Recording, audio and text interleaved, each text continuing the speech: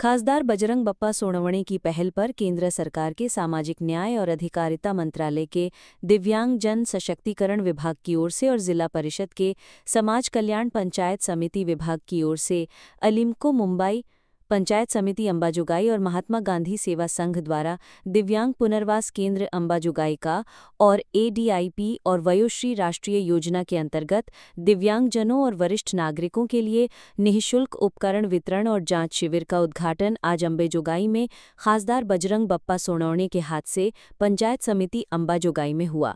इस programme की कुछ खास झलकियां सिर्फ उरूज न्यूज पर। आवर्जून उपस्थित असलेले युवा नेते डॉक्टर नरेंद्र काळे साहेबांचं या ठिकाणी स्वागत करत आहे। त्याचबरोबर आजच्या या कार्यक्रमाला आवर्जून उपस्थित असलेले अमर भैया देशमुख यांचं या ठिकाणी स्वागत संपन्न होत आहे। याचबरोबर आजच्या कार्यक्रमाचे प्रमुख अतिथी संजयजी दीपक शिंदे साहेबांचं स्वागत परडे साहेब करतील।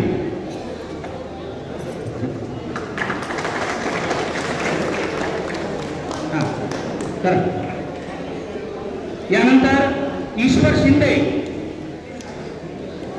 यांचं स्वागत डॉक्टर बालासाहेबजी लोणते करतील। मी त्यांना विनंती करतो की त्यांनी त्यांचं स्वागत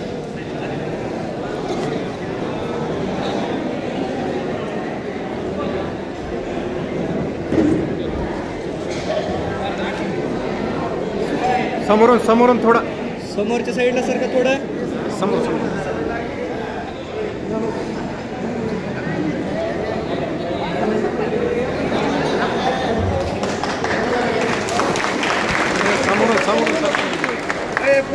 समोर समोरून सारखा आदरणीय बाप्पाच्या या ठिकाणी भव्य दिव्य स्वागत दीपक शिंदे मित्रमंडळाच्या वतीने संपन्न होत आहे।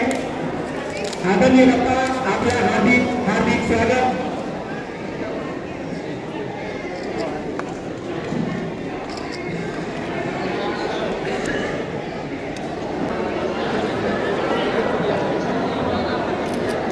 असलेले दिव्यांग लाभार्थी आणि ज्येष्ठ नागरिक तालुका प्रशासनाच्या वतीने आपण या ठिकाणी हा कार्यक्रम आयोजित केलेला आहे।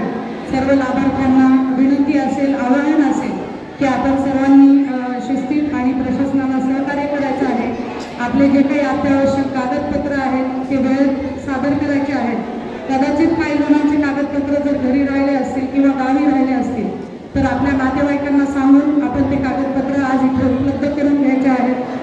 कारण या कार्यक्रमासाठी UDID कार्ड हे कंपल्सरी आहे आणि तशा प्रकारच्या सूचना आपण या कार्यक्रमाच्या पूर्वी ग्रामपंचायत स्तरावरून सर्वांना दिल्या होत्या, तरीही अनाधाराने काही आपले कागदपत्र या ठिकाणी बीड जिल्ह्याचे प्रमुख खासदार आणि तुमच्यासाठी लोकप्रिय असलेले आदरणीय बजरंग बप्पा सोनवणे यांच्या अध्यक्षतेखाली यांच्या प्रयत्नातून जो दिव्यांग आणि अपंगासाठी जो कॅम्प या ठिकाणी होत आहे, या कार्यक्रमाचे अध्यक्ष बजरंग बप्पा पाहुणे माजी आमदार आदरणीय मोहन साठे साहेब, डॉक्टर नरेंद्रजी काळे साहेब, आमच्या राष्ट्रवादी काँग्रेसचे तालुका अध्यक्ष अमरभैया देशमुख साहेब, दिवाणी मॅडम, संजयजी काळे साहेब, संजयजी भोसले साहेब, आमचे चांदर सर, या माधवजी जाधव साहेब, आमच्या मॅडम बाबाजी शिंदे, दीपकजी शिंदे, सर्वच या भोगरे साहेब आणि सर्व समोर उपस्थित असलेले आमचे या ठिकाणचे नेते मंडळी आणि या ठिकाणी खऱ्या अर्थानं उपस्थित असलेले लाभार्थी आणि आपण आमचे सर्व मित्रांनो, मुद्दाम सांगू इच्छितो, जे का रंजले गांजले त्यासी म्हणे जो आपुले तोची साधू ओळखावा आणि तेची देव जाणावा, या उक्तीप्रमाणे या ठिकाणी बीड जिल्ह्यामध्ये पहिल्यांदा अतिशय मनपूर्वकाने स्वतःच्या प्रयत्नातून खासदार बजरंग बप्पांनी या ठिकाणी आपल्यासाठी खास हा मेळावा या ठिकाणी उपस्थित केला आहे। मी सर्वांना विनंती करणार लाभार्थ्यांना, तुमची तपासणी झाली म्हणजे काम संपलं असं नाही। कागदपत्र व्यवस्थित घ्या, तपासणी व्यवस्थित करून घ्या। याचं साहित्य तुम्हाला जे आवश्यक आहे ते साहित्य पुन्हा 10-15 दिवसात येणार आहे आणि ते तुम्हाला वाटप होणार आहे। त्याच्यामुळं काळजीपूर्वक या कॅम्पचा फायदा घ्या. असे कॅम्प होत नाहीत. या ठिकाणी मुद्दाम खासदार साहेबांच्या स्वतःच्या प्रयत्नातून जाणीवपूर्वक सर्वसामान्य माणसाला, गरीब माणसाला ही योजना पोहोचली पाहिजे. सर्वसामान्य माणसाला आणले.